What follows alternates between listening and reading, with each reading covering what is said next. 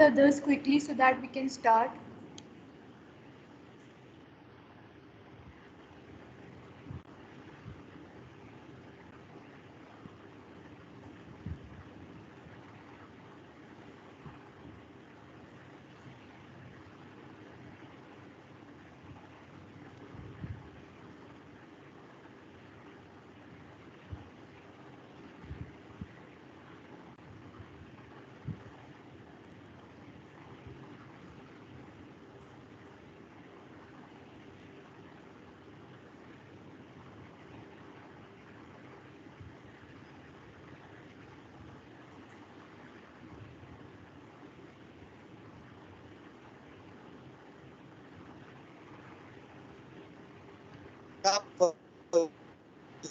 Kenapa Bunda?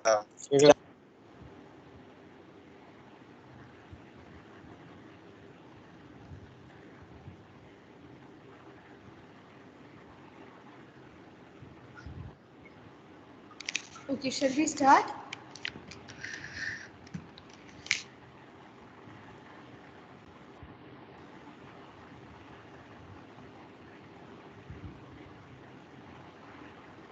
Everyone is there.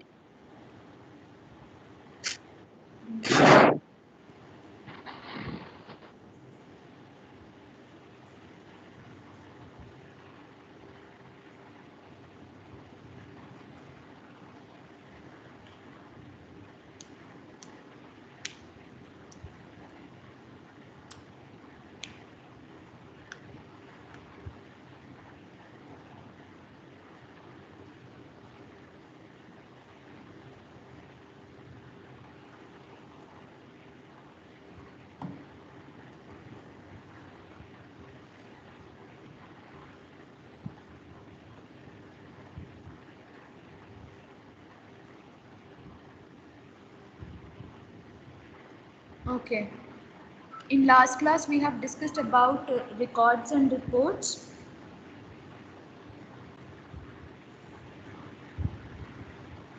Now, we will revise vital signs. What is vital sign? Vital sign क्या होता है? Ma'am ये एक important sign है. Important sign है. ठीक है, ये क्या बताता है हमें? It is an important sign. क्या शो करता है ये इम्पॉर्टेंट साइन?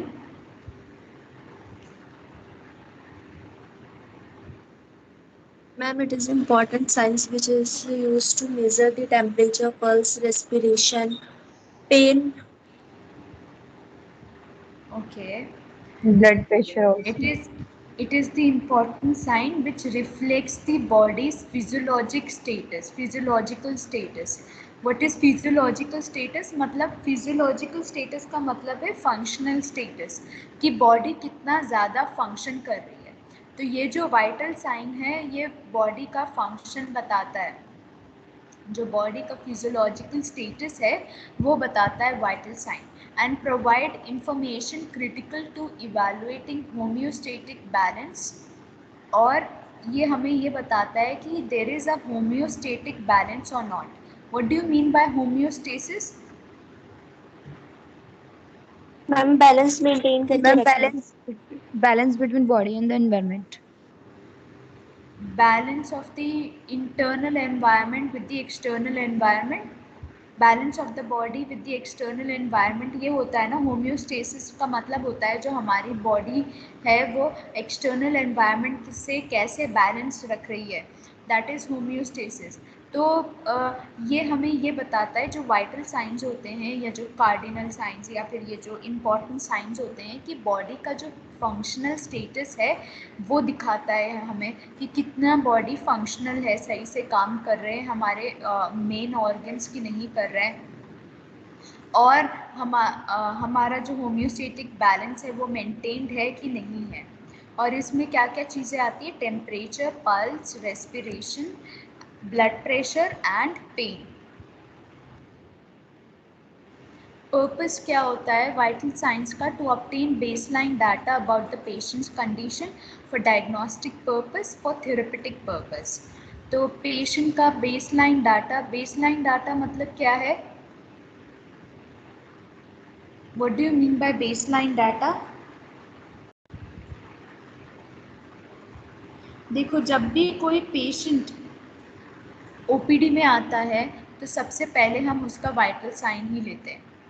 उससे ही हमें पता चलता है कि ये क्या है, ये एक बेस है, दिस इज़ अ बेस। ठीक है, फिर वाइटल साइंस के बाद ही हम आगे बढ़ते हैं। उसी से हमें पता चलता है कि अच्छा पेशेंट को किस तरीके की प्रॉब्लम हो सकती है। So to obtain the baseline data for diagnostic purpose, अगर हमें जानना है कि कोई ये बीमारी है या कोई भी बीमारी का हमें जानना होता है तो हम उसके लिए डायग्नोस्टिक टेस्ट करते हैं। तो फॉर डायग्नोस्टिक पर्पस जो वाइटल साइंस हम लेते हैं वो हमें ये भी बताता है कि किस चीज़ के लिए हम किस बीमारी की वजह से ये हो रहा है। For therapeutic purpose, therapeutic purpose का मतलब है अगर हमने कोई दवाई दी पेशेंट को और दवाई देने के बाद, पेशेंट की दवाई देने के बाद अगर उसको ट्रीटमेंट देने के बाद अगर पेशेंट के ऊपर असर हो रहा है या नहीं हो रहा है, ये देखने के लिए भी हम वाइटल साइंस रिकॉर्ड करते हैं। इक्विपमेंट, कौन कौन से इक्विपमेंट की ज़रूरत होती है इसमें? Vital sign tray, stethoscope, sphygmomanometer, thermometer, second hand watch, red and blue pen.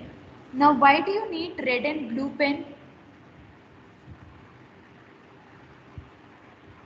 बाकी मैम सारी रेड चीजें तो पेन मैं आपको बता मैम चुकी हूँ। हाँ,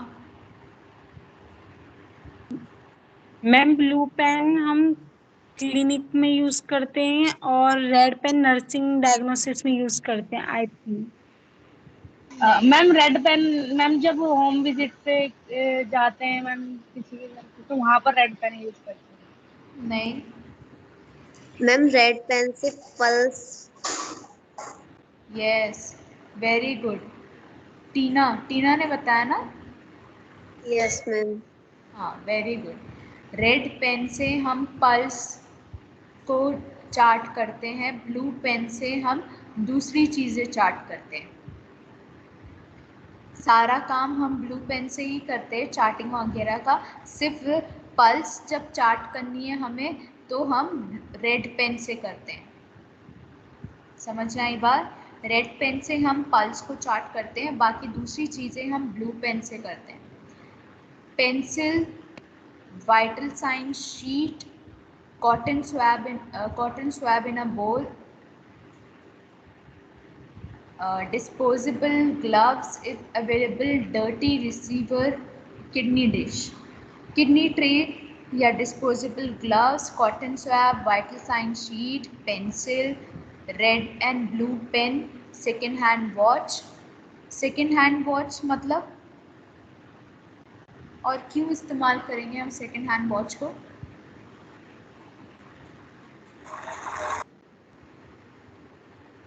मैम जिसमें सेकंड नीडल होती है।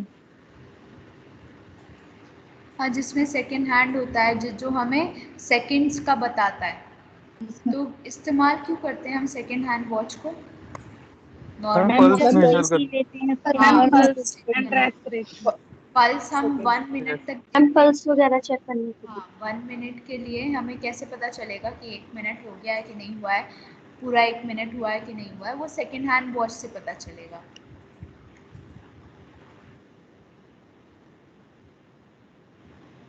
Times to assess vital signs, तो वाइटल साइंस हम कब कब असेस करते हैं?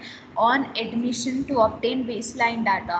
तो जब एडमिशन हो रहा है पेशेंट का, जब हमें बेसलाइन डाटा चाहिए, तब when a patient has a change in health status और report symptoms such as chest pain और फेंटिंग। और जैसे ही पेशेंट का हेल्थ स्टेटस चेंज हुआ है, हेल्थ स्टेटस चेंज होना मतलब कि पेशेंट को कोई कंप्लेंट्स आने लगी है, पेशेंट ठीक ठीक था, ठीक है, जब वो हॉस्पिटल में आया, एडमिट हुआ तो वो सही था। अब एडमिशन के बाद एकदम से पेशेंट बोलता है कि मेरे चेस्ट में बहुत ज़्यादा दर्द हो रहा है, या फिर पेशेंट को बहुत ज़्यादा स्वेटिंग हो रही है, या फिर पेशेंट के सर में बहुत दर्द हो रहा है, स्वेटिंग हो रही है और उसको वीकनेस हो रही है, तो तब हम क्या करते हैं? हम वाइटल साइंस चेक करते हैं। सबसे पहली चीज़ हम यही करते हैं। वाइटल साइन से ही हमें पता चल जाएगा कि पेशेंट को दर्द क्यों हो रहा है सर में, क्यों स्वेटिंग हो रही है, क्यों चेस्ट पेन है। तो ये सारी चीज़ें हमें कैसे पता चलेगी, वाइटल साइन से हमें पता चलेगी। तो अगर पेशेंट के हेल्थ स्टेटस में चेंज आता है तो सबसे पहली चीज़ हम वाइटल साइंस चेक करते हैं। आप लोग भी अगर घर में अगर किसी को ऐसा लगता है वीकनेस सी हो रही है, बॉडी पेन हो रहा है और हो सकता है कि फीवर भी हो, तो सबसे पहले आप क्या करते हो, आप टेम्परेचर चेक करते हो। So temperature is also a vital sign, right. तो जब भी हेल्थ स्टेटस में चेंज होता है, the first thing we do is we check the temperature, we check the vital signs according to a nursing or medical order before and after the administration of certain medications that could affect respiratory rate or BP and cardiovascular system। तो बहुत सारी medications ऐसी होती है जिसमें हमें दवाई देने से पहले और दवाई देने के बाद हमें वाइटल साइंस को मॉनिटर करना है, ठीक है। जैसे कि कुछ मेडिकेशंस, बीपी की जो मेडिकेशंस होती हैं, अगर बीपी बहुत ज़्यादा हाई है तो तब हम कुछ मेडिकेशंस देते हैं पेशेंट को, और फिर मेडिकेशन देने के बाद हम फिर से वाइटल साइंस को चेक करते हैं कि बीपी नॉर्मल हुआ या थोड़ा कम हुआ कि नहीं हुआ।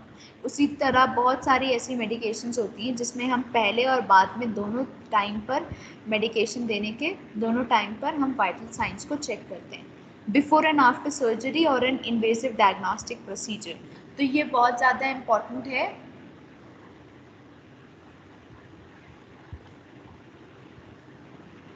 ये बहुत ज़्यादा इम्पॉर्टेंट है कि you check the vital signs before and after any surgery. Before and after surgery क्यों इम्पॉर्टेंट है?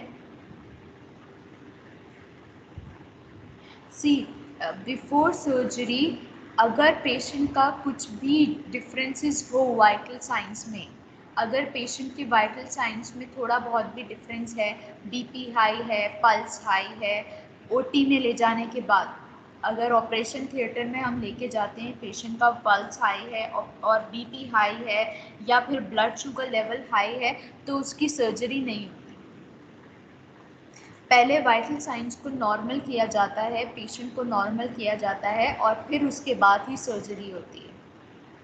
पेशेंट को अगर कभी एंजाइटी है और एंजाइटी की वजह से उसके वाइटल साइंस के पैरामीटर्स नॉर्मल नहीं आ रहे हैं, तो पेशेंट को वापस भेज दिया जाता है, पेशेंट की सर्जरी नहीं होती। जब तक पेशेंट का वाइटल साइंस नॉर्मल नहीं आएंगे तब तक पेशेंट की सर्जरी नहीं होगी, क्योंकि सर्जरी के टाइम पर बहुत सारे कॉम्प्लिकेशंस हो सकते हैं। अगर बीपी हाई है तो there can be a complication, हो सकता है ज़्यादा ब्लीडिंग हो जाए, पेशेंट जो है मर भी सकता है, ठीक है। तो इसीलिए सर्जरी से पहले it is very important to have a normal vital sign. If the patient is not having a normal vital sign और if the patient is anxious, then surgery नहीं की जाती, पेशेंट को वापस भेज दिया जाता है। और सर्जरी के बाद भी बहुत सारे कॉम्प्लिकेशंस आ सकते हैं, तो इसीलिए वाइटल साइंस लगातार मॉनिटर होना चाहिए। पेशेंट को सर्जरी के फ़ौरन बाद हम ऑब्जर्वेशन रूम में रखते हैं। ऑब्जर्वेशन रूम के बाद ज़्यादातर पेशेंट्स SICU में जाते हैं और 1-2 दिन के लिए depending on their condition SICU में ही पेशेंट को रखा जाता है सर्जरी के बाद, सर्जिकल ICU में, और वहाँ पे लगातार मॉनिटरिंग होती है वाइटल साइंस की। जब पेशेंट नॉर्मल हो जाता है या पेशेंट जो है कॉन्शियस हो जाता है, होश में आ जाता है और जब उसके वाइटल साइंस एकदम नॉर्मल रहते हैं तब उसको वार्ड में भेजा जाता है, अदरवाइज उसको SICU में ही रखा जाता है और उसके वाइटल साइंस को मॉनिटर किया जाता है। Before and after any nursing intervention that could affect the vital science, example ambulation. तो कोई भी नर्सिंग इंटरवेंशन से पहले और नर्सिंग इंटरवेंशन के बाद जिससे वाइटल साइंस में फ़र्क आ सकता है, जैसे कि एम्बुलेशन का मतलब है अगर पेशेंट बहुत ज़्यादा बेड रिडन है, बहुत दिनों से पेशेंट बेड पे पड़ा हुआ है और आप उसको जो है चलाने फिराने की कोशिश करते हो, तो चलाने फिराने के बाद भी आपको वाइटल साइंस को चेक करना है कि हो सकता है पेशेंट जो है पेशेंट के वाइटल साइंस में यहाँ पे चेंज आ जाए, या कोई भी नर्सिंग इंटरवेंशन आप पेशेंट को दे रहे हो, फॉर एग्जांपल आप चेस्ट फिजियोथेरेपी दे रहे हो पेशेंट को, या कोई भी नर्सिंग इंटरवेंशन होने दो, कोई भी नर्सिंग केयर होने दो जो आप पेशेंट के लिए कर रहे हो, उसे करने से पहले और करने के बाद आपको वाइटल साइंस चेक करना है। अगर आपको ऐसा लगता है कि ये करने से पेशेंट के वाइटल साइंस में डिफरेंसेस आ सकते हैं, तो आपको वाइटल साइंस चेक करना है।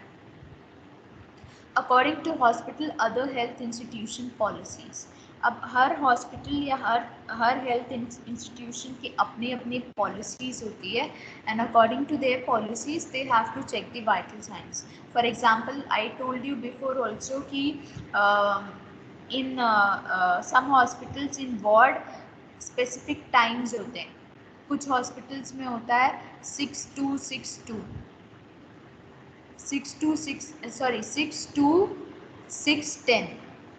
to 6 का मतलब है morning 6 o'clock vital signs check किया जाएगा, फिर आफ्टरनून 2 o'clock चेक किया जाएगा, फिर उसके बाद इवनिंग 6 o'clock चेक किया जाएगा, और फिर night 10 o'clock vital signs check किया जाएगा। तो कुछ हॉस्पिटल्स में ये रूल होता है कि 4 बार दिन में वाइटल साइंस वार्ड में चेक किया जाएगा। आईसीयू में तो हर 1 घंटे में रिकॉर्डिंग होती है, हर 1 घंटे में वाइटल साइंस को रिकॉर्ड किया जाता है। पेशेंट का आईसीयू में मॉनिटर लगातार होता रहता है, पेशेंट जो है मॉनिटर लगा हुआ होता है, उसी में उसके वाइटल साइंस आते रहते हैं, और हर घंटे में वाइटल साइंस को रिकॉर्ड किया जाता है। लेकिन वार्ड में हॉस्पिटल की पॉलिसीज़ के हिसाब से फॉलो किया जाता है वाइटल साइंस कब चेक करना है। एक एक ही टाइमिंग दे दिया जाता है कि हर वार्ड में इस टाइमिंग पर वाइटल साइंस चेक होंगे, या दिन में इतनी बार वाइटल साइंस चेक होंगे।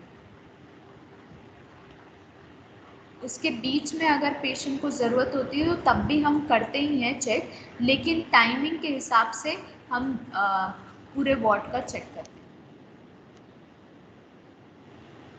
टेम्परेचर,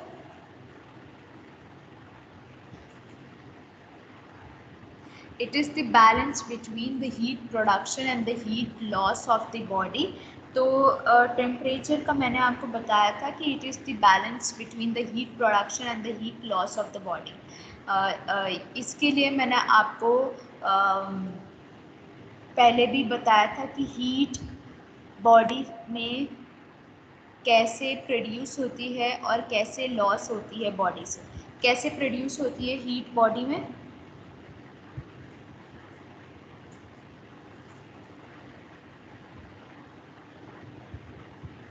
हीट कैसे प्रोड्यूस होती है बॉडी में? बीएससी फर्स्ट ईयर से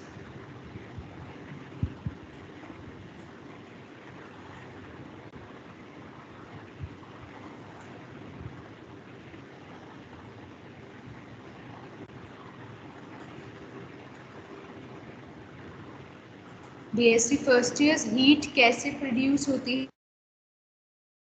मैम जब मेटाबॉलिक एक्टिविटीज इंक्रीज हो जाती हैं।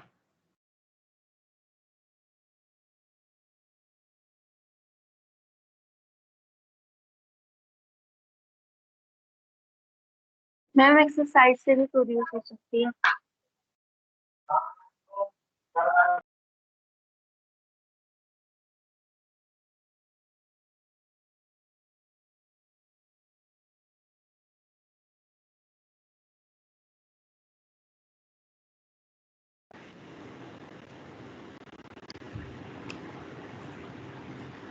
BSc first years, are you able to hear me?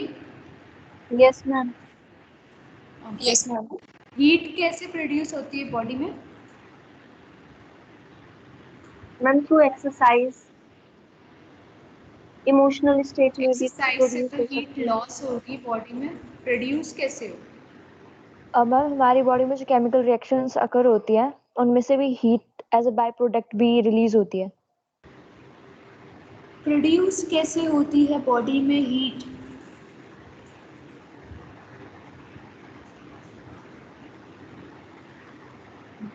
Ma'am जब What metabolic are you activities people बढ़ learning जाती हैं in तो हीट प्रोड्यूस होती है। क्या? फूड मेटाबॉलिज्म से। Very good. Very good. Metabolism of the food, energy के साथ साथ एटीपी के साथ साथ हीट प्रोड्यूस होती है बॉडी में। आप बायोकेमिस्ट्री में क्या पढ़ रहे हो? ऑक्सीडेशन साइकिल और कौन कौन सी साइकिल्स होती है, डिफरेंट साइकिल्स होती है। तो उन डिफरेंट साइकिल्स में आपने क्या पढ़ा? एटीपी मॉलिक्यूल्स प्रोड्यूस हुए at the end of the cycle. ATP के साथ साथ क्या प्रोड्यूस हुआ?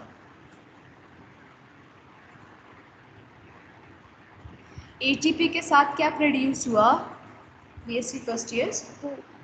Ma'am heat. हीट प्रोड्यूस होती है बॉडी में with the help of the metabolism of food. जब फूड मेटाबॉलिज्म होता है तो हीट प्रोड्यूस होती है बॉडी में। और हीट लॉस कैसे होती है बॉडी में, बॉडी से हीट लॉस कैसे होती है? Ma'am through exercise. हाँ, एक्सरसाइज करने से, स्वेटिंग से, स्वेटिंग से भी हीट लॉस होती है। और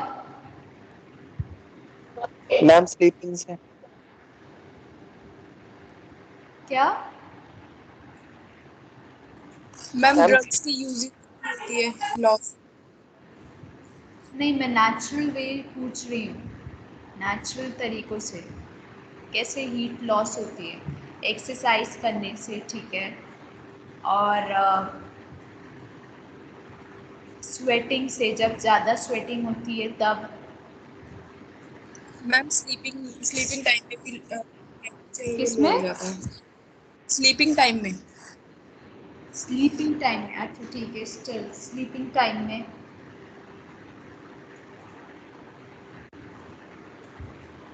okay, so normal body temperature using oral thermometer is 37 degrees Celsius or 98.6 degrees Fahrenheit.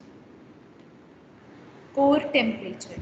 What do you mean by core temperature? It is the temperature of the internal organs and remains constant most of the time with the range of 36.5 degrees to 37.5 degrees Celsius. Is the temperature of the deep tissues of the body. तो जो core temperature होता है वो क्या होता है? It is the temperature of the deep tissues of the body, या फिर it is the temperature of the internal organs. It remains relatively constant. और ये क्या होता है? रिलेटिवली कांस्टेंट, हमेशा एक सा ही रहता है। नो मैटर बाहर कितना भी टेम्परेचर होने दो, लेकिन हमारा जो कोर बॉडी टेम्परेचर है वो एक सा ही रहेगा।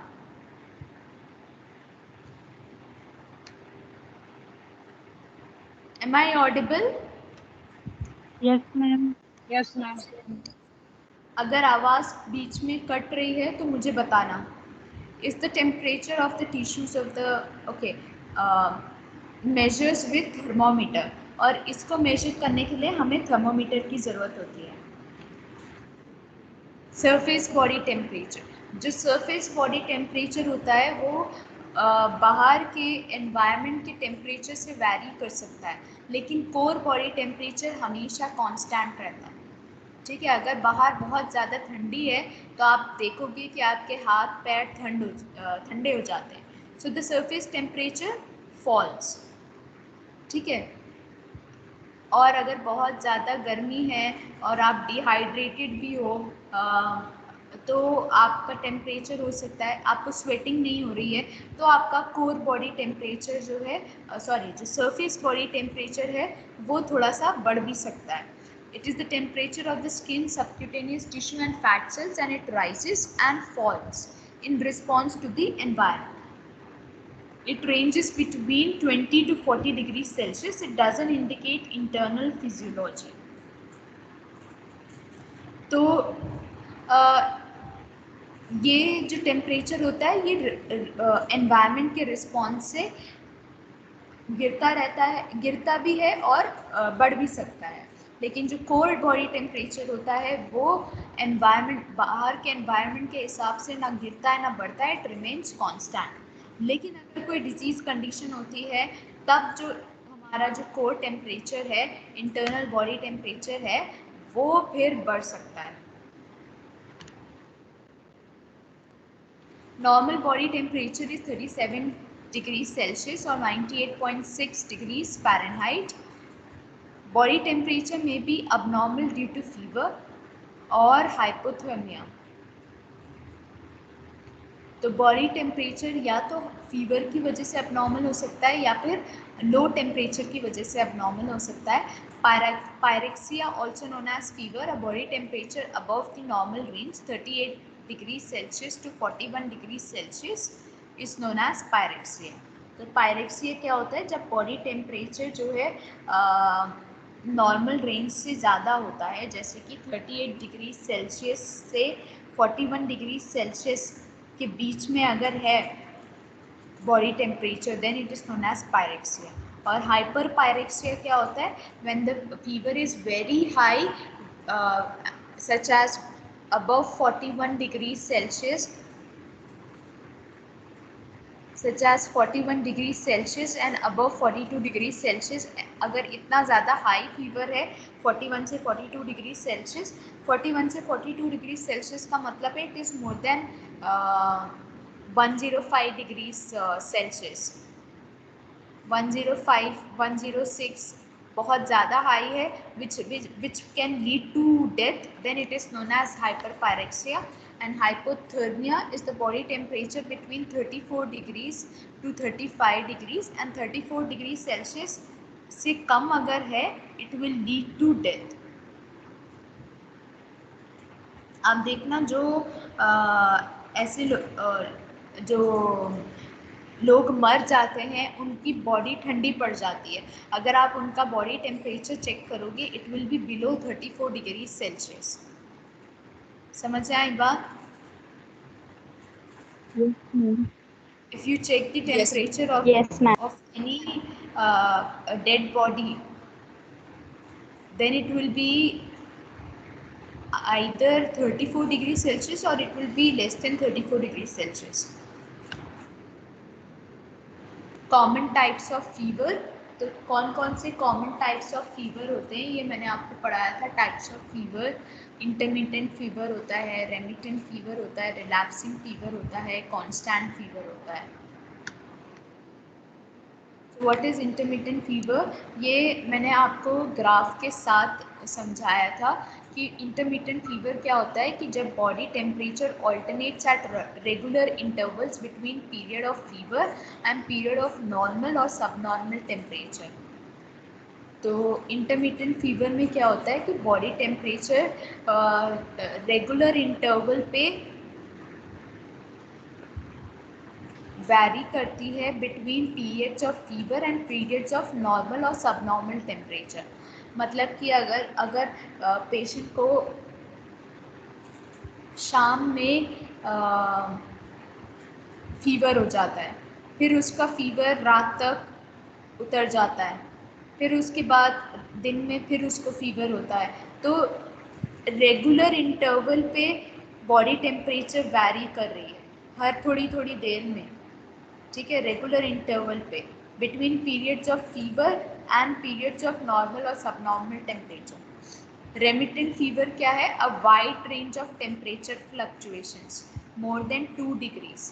मतलब टेम्परेचर में बहुत ज़्यादा फ्लक्चुएशंस है, 2 डिग्री से ज़्यादा फ्लक्चुएशंस है, occurs over the 24-hour period, all of which are above normal.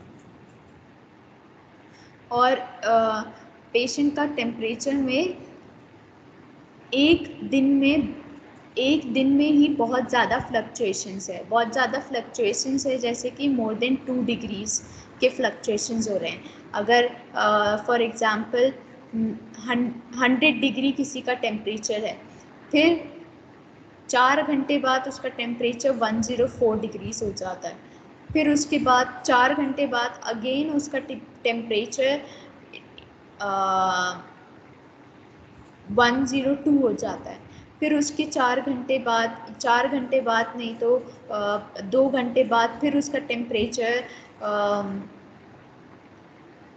105 हो जाता है या 100 हो जाता है. तो 2 डिग्री से ज़्यादा यहाँ पे फ्लक्चुएशंस हो रहे हैं, एक सा टेम्परेचर नहीं रह रहा.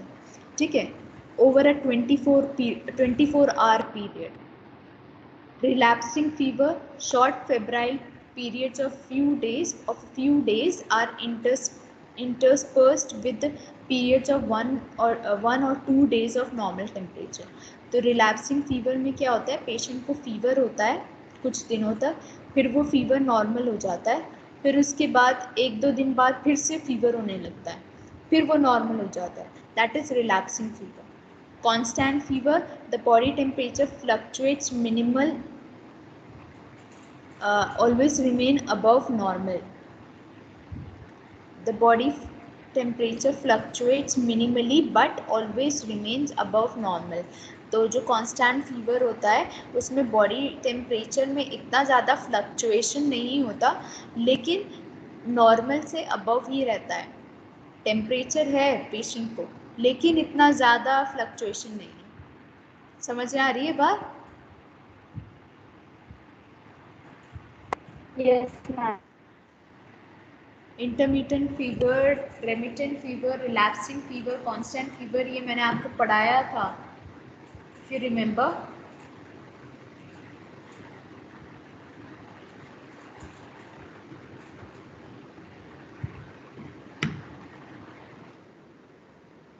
If you don't remember, then just go and read it from the textbook. Factors affecting body temperature. तो कौन कौन सी चीज़ों की वजह से बॉडी टेम्परेचर अफेक्ट हो सकता है पेशेंट का? एज की वजह से, डाययूर्नल वेरिएशंस की वजह से, सर्काडियन रिदम. सर्काडियन रिदम का मतलब है कई बार टेम्परेचर टाइम की वजह से चेंज होता है. जैसे रात में हो सकता है कि खाना खाने के बाद थोड़ा सा हाई रहेगा टेम्परेचर, या फिर जब मेटाबॉलिज्म हाई होता है, या फिर जब सोते रहते हैं तो टेम्परेचर थोड़ा सा लो रहेगा.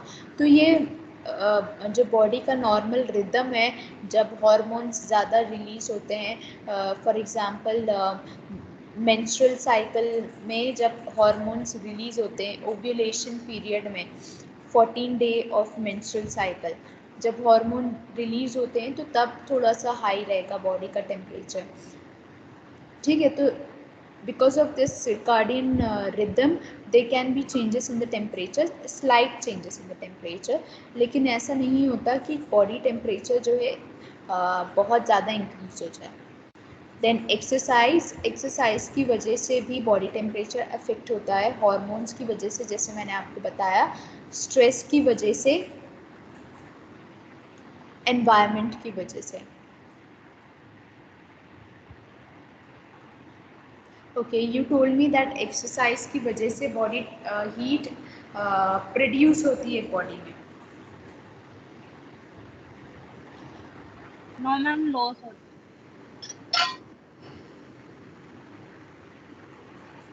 एक्सरसाइज की वजह से हीट प्रोड्यूस होगी बॉडी में, that is right, because exercise की वजह से मेटाबॉलिज्म इंक्रीज होगा. जो एक्सेस फैट है और जो हमारा हार्ट रेट इंक्रीज होता है, और जो मेटाबॉलिज्म भी इंक्रीज होता है, जो एक्सेस फैट है वो भी बर्न होने लगता है. तो यस, एक्सरसाइजेस की वजह से हीट प्रोड्यूस होती है, दैट्स राइट. बट लेकिन आप जब स्वेटिंग करने लगते हो तो स्वेटिंग के वक्त फिर बॉडी कूल डाउन भी हो जाती है. ठीक है, सो एक्सरसाइजेस की वजह से हीट प्रोड्यूस होती है, दैट इज राइट. स्ट्रेस की वजह से भी कभी कभी they can be increasing temperature, लेकिन इतना ज़्यादा नहीं. अगर बहुत ज़्यादा टेम्परेचर इंक्रीज हो रहा है बॉडी का तो हाँ, ये हो सकता है कि पेशेंट को फिर कोई और परेशानी भी हो. ठीक है, या सीरियस मेंटल प्रॉब्लम भी हो सकती है. लेकिन हाँ, ये होता है कि स्ट्रेस की वजह से जब आप एग्जामिनेशन हॉल में हैं या बहुत ज़्यादा नर्वस है तो आपको स्वेटिंग होने लगती है. तो वो स्वेटिंग क्यों होती है? क्योंकि बॉडी टेम्परेचर थोड़ा सा इंक्रीज हो रहा है और उससे कंपनसेट करने के लिए आप स्वेटिंग कर रहे हो ताकि आपकी बॉडी कूल डाउन हो जाए. एनवायरनमेंट की वजह से भी, अगर बाहर बहुत ज़्यादा गर्मी है या सर्दी है तो वो डिपेंड करता है, उस वजह से भी थोड़ा सा बॉडी टेम्परेचर में फ़र्क हो सकता है. साइट्स टू मेजर टेम्परेचर, अलग अलग साइट्स पे हम मेजर कर सकते हैं। ओरल टेम्परेचर मेजर कर सकते हैं, रेक्टल, ऑक्सिलरी, टिम्पैनिक।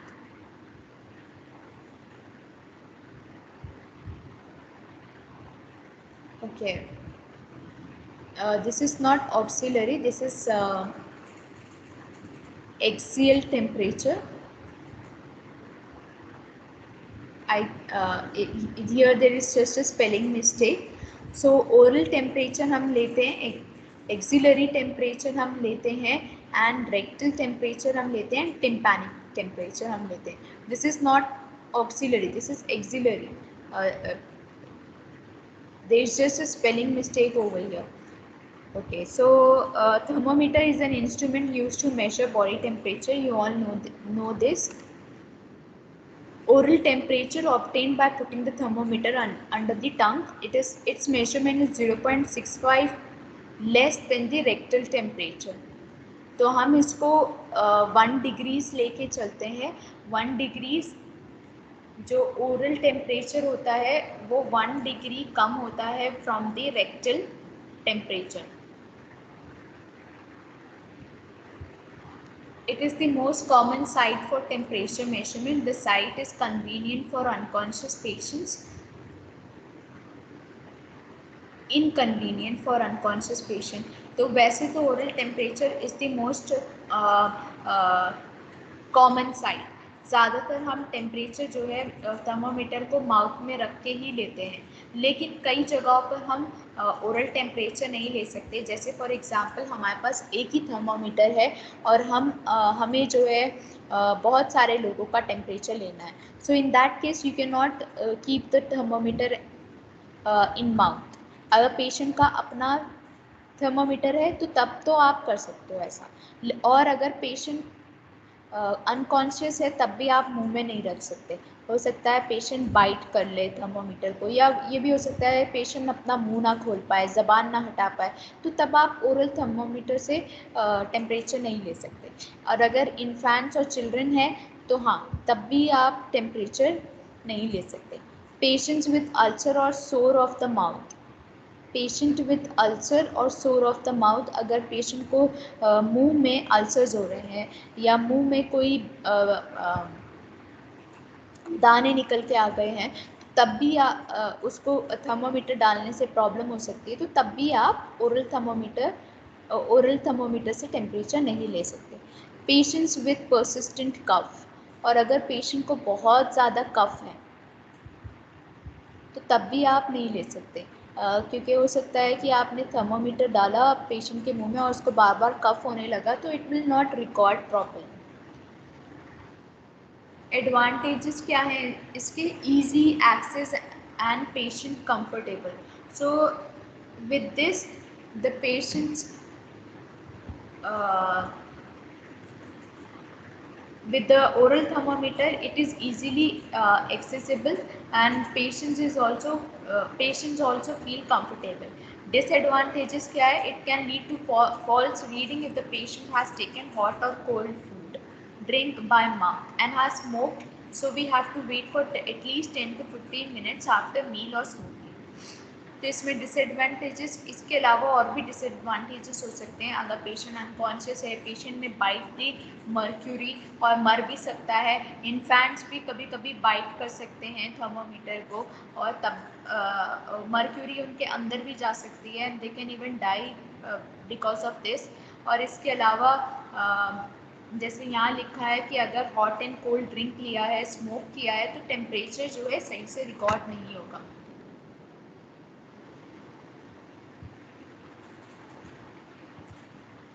तो किन लोगों में ओरल टेम्परेचर कॉन्ट्रा इंडिकेटेड है? Patients who can not follow instructions to keep their mouth close. जिन लोगों का मुंह बंद नहीं रह सकता, ठीक है, या वो आपका इंस्ट्रक्शंस नहीं फॉलो कर सकते. फॉर एग्जांपल कुछ अनकॉन्शियस पेशेंट पूरी तरीके से अनकॉन्शियस नहीं है, सेमी कॉन्शियस पेशेंट है, मुंह तो खोल रहा है लेकिन उसको ये नहीं पता कि वो किस लिए खोल रहा है, कि क्या खोल रहा है. then it is a problem. If the patient is semi conscious, he is not following your command properly. Child below 7 years, 7 years के बिलो अगर चाइल्ड है then yes it can be a problem. Epileptic और mentally ill patient, अगर patient is mentally ill या epileptic का मतलब होता है कि पेशेंट को अगर बार बार दौरे पड़ते हैं या पेशेंट बहुत ज़्यादा मेंटली इल है तो तब हम बोल सकते हैं कि हम पेशेंट को ओरल थर्मोमीटर नहीं देंगे। हो सकता है पेशेंट की सुसाइडल टेंडेंसीज है और पेशेंट जो है मरना चाहता है तो वो तब उस केस में भी ऐसा हो सकता है कि पेशेंट में swallow the mercury. Unconscious patient है तब भी नहीं देते। क्लाइंट्स रिसीविंग ऑक्सीजन, अगर किसी पेशेंट को ऑक्सीजन चल रहा है तो तब भी हम ओरल टेम्परेचर नहीं नापेंगे। We can take axillary temperature. Client with persistent cough, अगर बार बार कफ हो रहा है क्लाइंट को। अनकोऑपरेटिव और इन सीवियर पेन, बहुत ज़्यादा पेन है। सर्जरी ऑफ द माउथ की कोई सर्जरी हुई है। नेज़ल ऑब्स्ट्रक्शन, नेज़ल ऑब्स्ट्रक्शन मतलब अगर पेशेंट नाक से सांस नहीं ले पा रहा है तो ऑब्वियस है वो मुंह से सांस लेगा और मुंह में आपने थर्मोमीटर डाल दिया, मुंह में थर्मोमीटर डाल के उसको मुंह बंद करने के लिए बोल दिया तो अब वो सांस कैसे लेगा। तो if the patient is having nasal obstruction, severe nasal obstruction है उसका, बहुत सीवियर, तो in that case also you can not take the temperature by mouth. If the patient has nasal और गैस्ट्रिक ट्यूब्स इन प्लेस, और अगर उसका nasal और gastric tubes place में है, मतलब जैसे कि राइल्स ट्यूब हो गया या मुंह से कोई ट्यूब जा रहा है, तो तब भी आप ओरल थर्मोमीटर से टेम्परेचर नहीं ले सकते। Obtain rectal temperature, obtained by inserting the thermometer into the rectum or anus। तो rectal temperature का आपको पता है, रेक्टम से हम टेम्परेचर क्यों लेते हैं?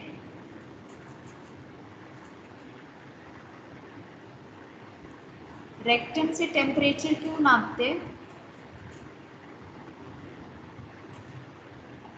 Ma'am core body temperature. क्यों नापते हैं कोर बॉडी टेम्परेचर रेक्टम से?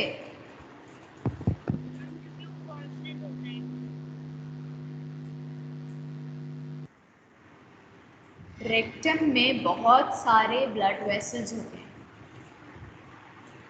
ठीक है, तो वहाँ से हमें जो टेम्परेचर मिलेगा वो एकदम सही टेम्परेचर मिलेगा।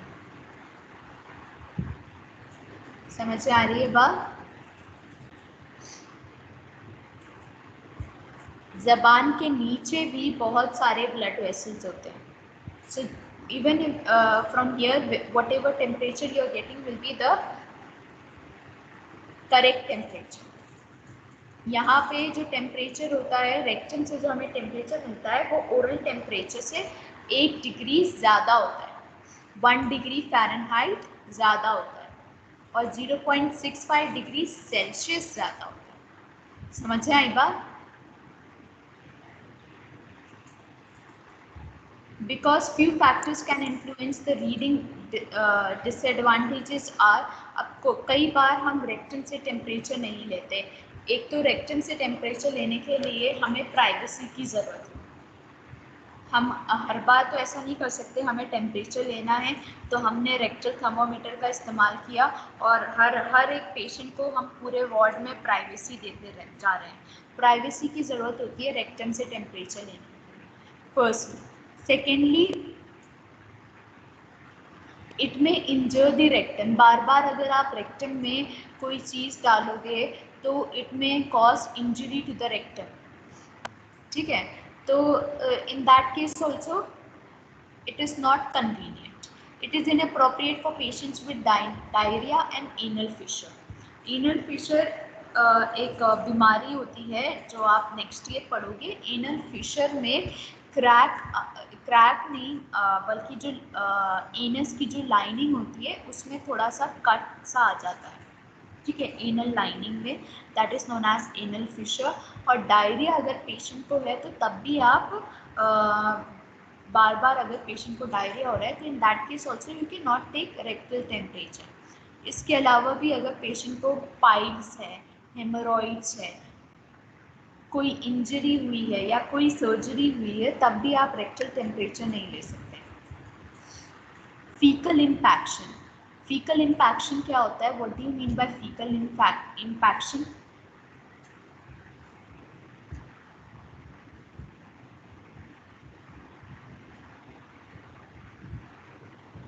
फीकल इम्पैक्शन क्या होता है? फीकल इम्पैक्शन का मतलब होता है rectum. What does rectum do? Digestive system में तो पढ़ा है ना आपने, रेक्टम का क्या काम होता है? क्या फंक्शन है रेक्टम? मैम feces को Ma'am, to pass out the feces. नो, To store the feces. हाँ, to store the faeces. Rectum का काम होता है टू स्टोर द फीसेस, ठीक है। रेक्टम जो है फीसिस को स्टोर करता है। अब कई बार ऐसा होता है कि बिकॉज ऑफ सम कंडीशंस, जैसे कि आप कहीं ट्रैवल कर रहे थे, you couldn't go to toilet, and जब फीसेस स्टोर होते हैं रेक्टम में तो उसका जो पानी होता है वो एक्सिस जो वाटर होता है वो अब रीअब्जॉर्ब हो जाता है। लार्ज इंटेस्टाइन का पार्ट ही है रेक्टम, तो एक्सिस वाटर जो है रीअब्जॉर्ब हो जाएगा अगर ज़्यादा देर तक फीसेस स्टोर रहेंगे रेक्टम में। तो फिर उससे क्या होता है कि रेक्टम में फीसेस स्टोर हो रहे हैं, वाटर रीअब्जॉर्ब हो गया है और फीकल जो है इम्पैक्टेड हो जाते हैं, ठीक है, फंस से जाते हैं। और फंसने की वजह से क्या होता है कि पेशेंट को कॉन्स्टिपेशन होने लगता है। Patient will not be able to pass faeces properly. तो उस केस में भी you can not put the thermometer inside, and you never know which patient has fecal impaction, which patient doesn't have fecal impaction। या तो अगर patient आपके पास admit है और आप उससे रोज़ाना हिस्ट्री ले रहे हो कि आपने आज स्टूल पास किया कि नहीं किया, तो उस केस में तो ठीक है। लेकिन कई बार ऐसा होता है कि हॉस्पिटल में patients are bedridden, sometimes they don't even pass stool, diaper तो लगा होता है लेकिन कई बार वो स्टूल पास नहीं करते सही से, तो फीकल इम्पैक्शन हो सकता है। So in that case you can not take. Secondly, rectal infection. Rectal infection, या तो पेशेंट को पहले से अगर रेक्टल इन्फेक्शन है तो तब भी आप कोई चीज़ नहीं डाल सकते अंदर, क्योंकि it will cause pain and more irritation. पर अगर रेक्टल इन्फेक्शन नहीं है और बाहर से अगर आप कोई चीज़ इंट्रोड्यूस कर रहे हो, then you are making the body prone to infection, ठीक है। पेशेंट को इन्फेक्शन हो सकता है, रेक्टल इन्फेक्शन का डर भी हो सकता है, और अगर पहले से अगर रेक्टल इन्फेक्शन है तो तब भी आप कोई चीज़ इंट्रोड्यूस नहीं कर सकते बॉडी में। न्यूबॉर्न इन्फेंट्स के लिए भी आप रेक्टल थर्मोमीटर का इस्तेमाल नहीं कर सकते। Axillary temperature, it is the safe and the non invasive type. ये सबसे सेफ टाइप होता है। It is recommended for infant children. अभी आज के दौर में इन्फेंट और चिल्ड्रन के लिए हाँ हम एक्सिलरी टेम्परेचर कर सकते हैं, लेकिन हम टिम्पैनिक टेम्परेचर का भी इस्तेमाल करते हैं इन्फेंट्स के लिए या चिल्ड्रन के लिए। टिम्पैनिक टेम्परेचर का इस्तेमाल करते हैं, या फिर आजकल जो थर्मोमीटर्स आए हैं, जो सेंसर्स वाले थर्मोमीटर्स जो आए हैं, कि बस स्किन को सेंस करके ही वो टेम्परेचर को नोट डाउन कर देते हैं। तो those thermometers are also very good for infants and children. Less accurate as it is not close to major vessels. तो ये इतना ज़्यादा एक्यूरेट तो नहीं होता है, लेकिन it is the most safest type of temperature. Accurate इसलिए नहीं होता है क्योंकि ज़्यादा ब्लड वेसल्स नहीं होते एक्सिला में, ठीक है। जितने ब्लड वेसल्स आपको टंग के नीचे या फिर आपको रेक्टम में मिलेंगे, रेक्टम में ज़्यादा ब्लड वेसल्स होते हैं, उतने ब्लड वेसल्स आपको एक्सिला में नहीं मिलेंगे। So it is not very accurate. It is considered the least accurate and least reliable of all the sites because the temperature obtained using this route can be influenced by a number of factors.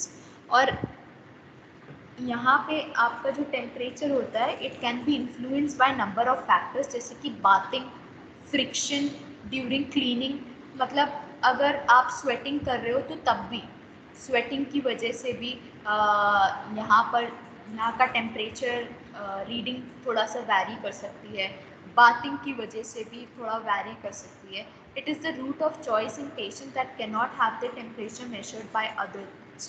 लेकिन अगर हम दूसरे root से temperature measure नहीं कर सकते तो हम ये रूट को अपनाते हैं, axillary temperature.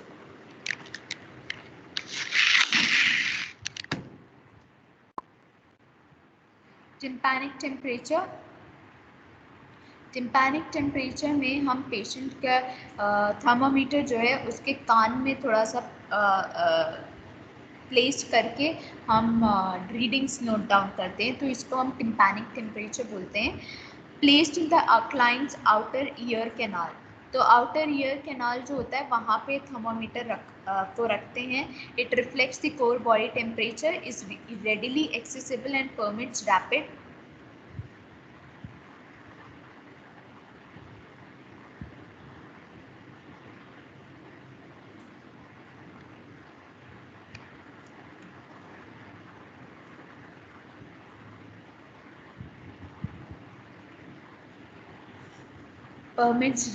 Temperature reading in paediatric और अनकॉन्शियस पेशेंट. तो पीडियाट्रिक के लिए ज़्यादातर हम टिम्पैनिक टेम्परेचर का इस्तेमाल करते हैं. It is very fast method, और इसमें जैसे आपने आजकल के जो थर्मोमीटर्स देखे हैं, जो सेंसर थर्मोमीटर्स होते हैं कि 1-2 सेकेंड में ही टेम्परेचर नोट डाउन कर लेते हैं, वैसे ही ये वाला जो थर्मोमीटर होता है टिम्पैनिक थर्मोमीटर, वो हम कान में रखते हैं और प्रेस करते हैं and it notes down the temperature. ठीक है. जैसे ये जो सेंसर थर्मोमीटर्स में किसी के स्किन के ऊपर सेंस करने के लिए रखते हैं, प्रेस करते हैं और टेम्परेचर आ जाता है, उसी तरह ये टिम्पैनिक टेम्परेचर्स भी होते हैं. Disadvantages. It may be uncomfortable involving risk of injury to the membrane. वैसे इतना ज़्यादा अंदर नहीं घुसाते हम टेम्परेचर को, but it can cause injury to the membrane. Presence of cerumen wax can affect the reading. तो अगर किसी के पास बहुत ज़्यादा सेरुमेन प्रेजेंट है, बहुत ज़्यादा वैक्स किसी के कान में है, बहुत ज़्यादा वैक्स है, तो in that case yes it can affect the reading. Right and left measurements में डिफर. कई बार ऐसा हो सकता है कि राइट ईयर और लेफ्ट ईयर का मेजरमेंट डिफर करे, सेम ना हो. See, this is tympanic membrane. यहाँ पे हम प्रेस करेंगे. When we press it, the reading comes.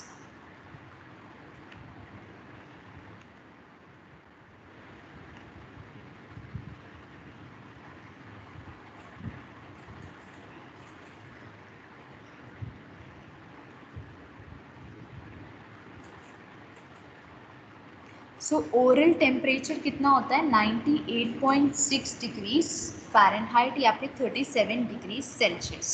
ये ओरल टेम्परेचर है. अब जो रेक्टल टेम्परेचर होता है वो इससे 1 डिग्रीज फ़ारेनहाइट ज़्यादा होता है या फिर 0.65 डिग्री सेल्सियस ज़्यादा होता है रेक्टल टेम्परेचर. और जो एक्सिलरी टेम्परेचर होता है वो ओरल टेम्परेचर से 1 डिग्री फ़ारेनहाइट कम होता है या फिर 0.65 डिग्री सेल्सियस कम होता है axillary temperature. Is that clear? Yes ma'am. Yes ma'am. Tympanic membrane और रेक्टल टेम्परेचर ऑलमोस्ट सेम ही होता है. Pulse. Now pulse we will study in next class since it is time now. Yes, ma'am.